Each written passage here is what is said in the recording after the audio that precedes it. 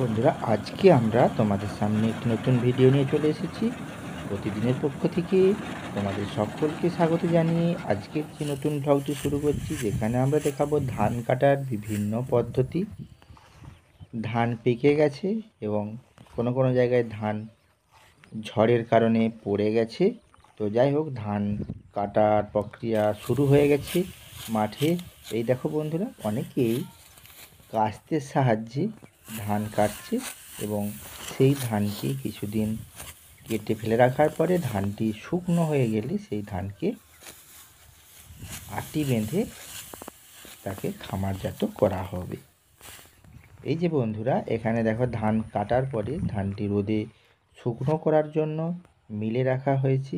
2-3 দিন মিলে রাখার পরে সেইটিকে আবার আটি বাঁধা হবে। আটি বাঁধার পরে সেই ধানগুলিকে তুলে খামারজাত করা হবে।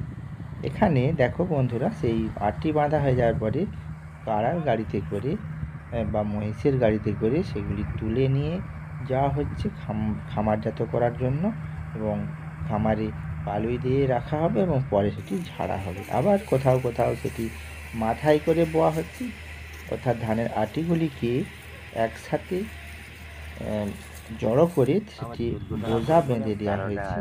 এবং এখানে দেখো, যেসব চাষি ভাইরা ধান বইছিল তাদের পরিশ্রমের ফলে তারা কিছু টিফিন করে নিচ্ছে মাঠে বসে, এবং আবার নতুন উদ্যমে তারা ধান বোয়ার কাজ শুরু করবে। যে গরুর গাড়িতে করে ধান বোয়ার প্রক্রিয়াটি চলছে, এবং এই ধান বোয়া হয়ে গেলে সেটি খামারে নিয়ে গিয়ে সেটিকে রাখবে সেই ধানগুলিকে। আবার কোনো কোনো ক্ষেত্রে আমরা যন্ত্রের সাহায্যে, অর্থাৎ অটোমেশনের যুগে আমরা যন্ত্র নির্ভর একটা হয়ে পড়েছি। এখানে সেই মেশিনের সাহায্যে ধানকে অটোমেটিক কেটে ফেলা হচ্ছে।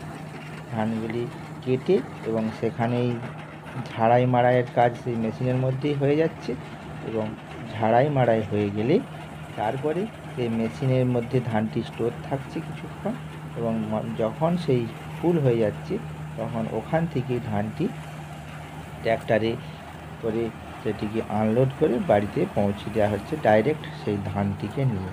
এই যে মেশিনটি দেখতে পাচ্ছ বন্ধুরা, এখানে অটোমেটিকভাবেই ধান কেটে সঙ্গে সঙ্গে ধানকে একদম বের করে দেওয়া হচ্ছে, এবং খড়গুলিকে কুচি কুচি করে জমিতে ছড়িয়ে দেওয়া হচ্ছে। তো আজকে তোমাদের সেই ধান কাটার বিভিন্ন পদ্ধতি নিয়ে আলোচনা করলাম। ভিডিওটি ভালো লাগলে অবশ্যই লাইক করো।